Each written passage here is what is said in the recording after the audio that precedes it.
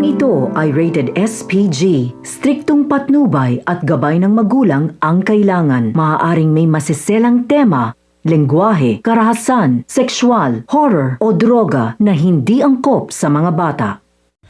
Mukhang nakakuha ng alas itong si Farah matapos nga niya na palabasin na anak ni Darius at ni Lucy ang ipinagpubuntis niya.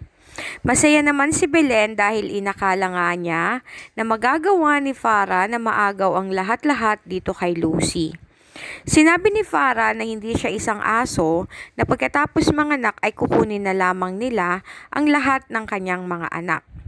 Kaya naman, ang plano talaga nitong si Farah ay agawin si Darius at ang anak nitong si Cheska.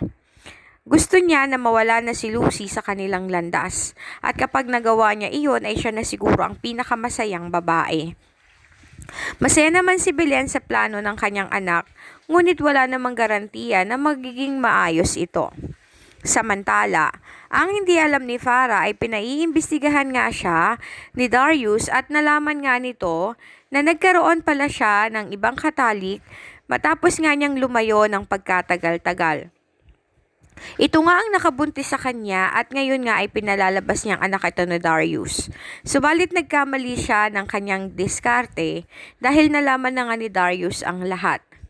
Sa pagbabalik nga ni Darius sa mansyon galing sa trabaho, ay nakita niya si Farah at agad niyang pinakuha ang mga gamit nito sa katulong. Nagulat naman si Farah nang ihagis nga ni Darius ang mga damit niya palabas ng gate. Sinabi niya na ipalalaglag niya ang anak nito, ngunit hindi na natatakot si Darius dahil ayon kay Darius, alam niya na ang buong katotohanan, niloloko lang siya ni Farah.